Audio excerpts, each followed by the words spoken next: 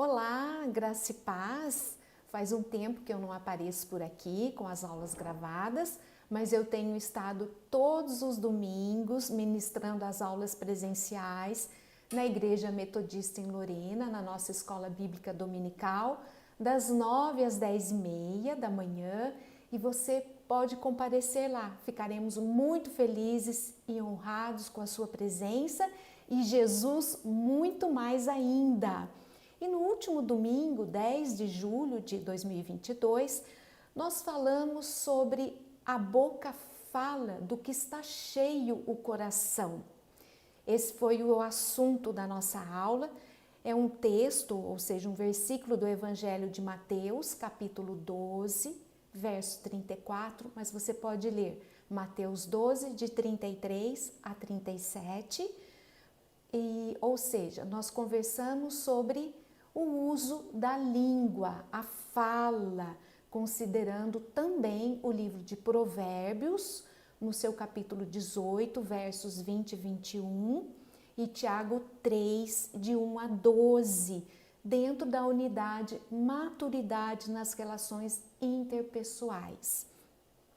E minha oração nesse momento é que Deus abençoe você, concedendo tudo o que você precisa, abençoando a tua família, abençoando tudo o que você faz, guardando na presença de Deus, e também que o Espírito Santo frutifique, possa frutificar esse estudo na sua vida. Amém?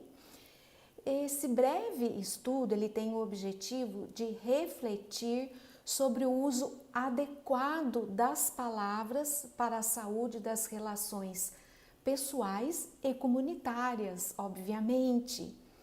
As palavras têm poder. É bem provável que você já tenha ouvido essa frase, certo? Geralmente, essa frase ela é interpretada sob uma perspectiva mágica, né? Dá essa impressão de uma perspectiva mágica, mas não se trata disso. O poder das palavras está na sua capacidade de influenciar e transformar um ambiente. As palavras faladas ou escritas, né? Lembrando das mídias sociais, as redes sociais, onde os dedos fazem o papel da língua, né? Ali escrevemos, muitas vezes inadequadamente, então o estudo também abrange tanto as palavras escritas quanto faladas, lembrando das mídias sociais, né? Essas palavras expressam o que vai no mais íntimo dos nossos pensamentos e nos nossos corações. E frequentemente nós constatamos que muitos problemas de relacionamento têm a sua causa em palavras que produziram feridas. Através das palavras, né, nós podemos semear alegria e tristeza, paz e conflito, amor e ódio, vida e morte. As palavras podem matar. Já pensaram nisso? Pensando no poder das palavras, nós vamos refletir sobre o uso da língua a partir da carta de Tiago e do livro de Provérbios, como eu mencionei no início do estudo. Nós sabemos que a Bíblia ela está repleta de advertências a respeito do cuidado com a língua. Querem ver? Quem guarda a sua boca, guarda a sua vida, mas quem fala demais acaba se arruinando. Isso está em Provérbios 13, 3. Muitas palavras pronunciadas em momentos de raiva ou irrefletidamente podem produzir danos enormes. E no capítulo 18 de Provérbios, se você quiser abrir aí, além de destacar os perigos do mau uso da língua, o texto traz uma exortação sobre as consequências do que falamos. Aí ele traz a expressão fruto da boca, que aponta para o resultado da fala. o que uma pessoa fala vai, ou seja, vai alimentar, vai fartar a sua vida. E se forem boas palavras, isso vai trazer saúde. Caso contrário, levará à morte, leva a uma desgraça. Esse trecho chama a atenção para a importância da fala e para o fato de que você terá que aguentar as consequências de tudo que disser. Lá no texto de Mateus 12, dos versículos 33 a 37, eu quero pegar para vocês se situarem. Abram aí Mateus 12, quando Jesus fala: ou fazei a árvore boa e o seu fruto bom, ou a árvore má e o seu fruto mau, porque pelo fruto se conhece a árvore. Raça de víboras, como podeis falar coisas boas sendo maus? Porque a boca fala do que está cheio o coração. Continuem lendo, né? Aqui Jesus nos alerta que responderemos no dia do juízo, lá no verso finalzinho, 36 e 37, nós responderemos no dia do juízo pelas nossas palavras. Ele usa a figura da árvore e do tesouro para ilustrar que o que sai da boca é fruto do que está no interior, do que está no coração. Ninguém pode falar palavras boas sendo uma pessoa má. Por isso é preciso uma mudança interior, né? Um arrependimento, uma mudança interior. E mais do que vigiar o que nós falamos, é vigiar o que vai dentro de nós, né? As nossas intenções, os nossos pensamentos, as nossas emoções. Do que nós estamos nos enchendo? Do que nós estamos nos alimentando? E a Epístola de Tiago é considerada uma carta universal, pois foi escrita a todos os cristãos e cristãs da sua época, né, do seu tempo, e trata da vida cristã na prática. E aqui Tiago enfatiza a necessidade de não somente crer, mas também agir de acordo com a fé. Vocês podem ler isso lá em Tiago 1:22. Sejam praticantes da palavra e não somente ouvintes. Então nós temos que estudar, praticar e também ensinar, abençoar outros. Então, para reforçar as suas ideias, né, as ideias de Tiago, e ajudar na compreensão do seu ensino, aqui o autor se utiliza de figuras do dia a dia. Então, o tema da fala, da língua, se repete algumas vezes na carta de Tiago. Se você ler os capítulos, você vai ver vários versículos nos alertando, falando sobre o cuidado com a língua, o cuidado com a fala. Se você pegar aí Tiago 1, capítulo 1, versículo 19, todo homem, esse é muito conhecido nosso, seja pronto para ouvir, mas tardio para falar, tardio para se irar.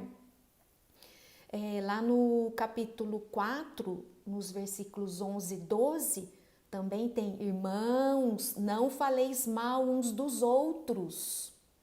Além do capítulo 3, de 1 a 12, que é a base da nossa lição. Eu preciso que vocês leiam todos esses versículos, nós não vamos ler para não prolongar muito, mas eu quero mencionar aqui, para vocês se inteirarem, vamos ler Tiago 3, de 3 a 6. Ora, se pomos freio na boca dos cavalos para nos obedecerem, também lhes dirigimos o corpo inteiro. Observai igualmente os navios, que sendo tão grandes e batidos de rijos ventos, por um pequeníssimo leme são dirigidos para onde queira o impulso do timoneiro. Assim também a língua, pequeno órgão, se gaba de grandes coisas. Vede como uma fagulha põe em brasas tão grande selva. Ora, a língua é fogo. É mundo de iniquidade. A língua está situada entre os membros do nosso corpo e contamina o corpo inteiro. E não só põe em chamas toda a carreira da existência humana, como também é posta ela mesma em chamas pelo inferno. Ai, como eu queria que o mundo todo conhecesse a palavra, soubesse disso. Então, nesse contexto, Tiago, ele usa algumas metáforas, né? Algumas metáforas são usadas para ilustrar o poder da língua. A primeira está aí no verso 3 que nós lemos: o freio da boca do cavalo, capaz de controlar o animal por inteiro. O leme, a segunda metáfora, e logo em seguida, no verso 4, o leme, que é uma espécie de volante das embarcações, que faz com que pequenos e grandes navios cheguem ao seu destino. E a outra metáfora, ele fala uma brasa de fogo que pode incendiar uma selva. Então, nos dois primeiros exemplos aqui, a metáfora freio da boca do cavalo e o leme, o autor enfatiza o poder que a língua tem de controlar e de conduzir coisas que são maiores que ela mesma. Já na metáfora do fogo, aparecem características dos danos causados por um incêndio, que também se aplica à língua. São de grande alcance e difíceis de dominar. Depois que você falou, que você liberou algo ruim, alguma fofoca, muito difícil de controlar, de voltar atrás, complicado de acertar as coisas. Então, entre os versículos aqui 8 e 12, Tiago mostra as incoerências também que podem surgir no uso da língua. Com ela, bendizemos o Senhor e amaldiçoamos as pessoas, aí no verso 9. Então, para afirmar que não deve ser assim, o autor usa novas ilustrações. Lá no verso 11 ele fala: a fonte da qual não pode sair dois tipos de água. E lá no verso 12, as árvores que não podem dar frutos diferentes da sua espécie. Então, se nós relacionarmos aqui o ensino da carta de Tiago e Provérbios, nós percebemos grande responsabilidade que nós temos com o que nós falamos. A partir do texto de Tiago, nós aprendemos que devemos tomar cuidado com as palavras que dão vazão à arrogância, no verso 5, as que contaminam o ambiente com intrigas e mentiras, no verso 6, as que fazem inquietudes negativas à existência humana, no verso 6, e as que envenenam, no verso 8. Então, nossas palavras devem o quê? Aproximar as pessoas, colaborar com justas e sinceras relações, não causar intrigas ou afastamentos. Muito cuidado, né? Nós devemos, com as nossas palavras, edificar as pessoas.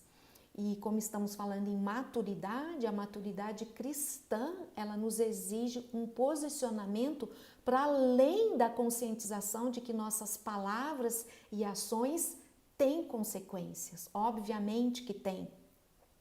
O desafio do Espírito Santo se coloca diante de nós. Vamos seguir usando nossas palavras e ações sob qual perspectiva? Para construir pontes, erguer muros ou destruir laços? E nós sabemos qual que deve ser a resposta, né? Construir pontes e evitar a destruição das relações. As palavras devem ser ditas para abençoar e não para amaldiçoar. Então, concluindo aqui, a boca fala do que está cheio o coração, conforme Jesus citou lá no Evangelho de Mateus, segundo Mateus 12, 34. Aquilo que falamos revelará o que domina o nosso viver. E se o coração estiver cheio de fé e compromisso com a verdade e a justiça, nossos lábios certamente expressarão a conversão dos nossos atos a Jesus Cristo e revelarão o amor de Deus em nós. E nossas palavras podem ser pontes ou muros, como eu falei. Se benditas, aproximam as pessoas, edificam vidas, abençoam. Se malditas, ferem, afastam, destroem, podem destruir lares, relacionamentos, ferir as pessoas na igreja. Então, cabe a nós a escolha de seguir os passos do Mestre Jesus Cristo e fazer dos nossos lábios um manancial de vida para nós e para quem se relaciona conosco. A boca do justo é manancial de vida, mas a boca dos perversos, mas na boca dos perversos mora violência, como está em Provérbios 10, 11. Então, portanto, nós somos desafiados não apenas a refrear a nossa língua, mas pronunciar palavras agradáveis e com sabor, produzindo vida. E isso depende basicamente do que nós nos alimentamos. Ninguém pode dar o que não tem. E a boca fala do que o coração está cheio, inevitavelmente. E eu finalizo com o Salmo. Quero repetir o Salmo 19, 14 com vocês, que as palavras dos meus lábios e o meditar do meu coração sejam agradáveis na tua presença, Senhor, rocha minha e redentor meu. Eu desejo um ótimo dia, um ótimo estudo para você, que como eu orei no começo, que essa palavra frutifique na sua vida e em tudo que você fizer. Deus abençoe a sua vida. Um grande abraço e até a próxima, se Deus quiser.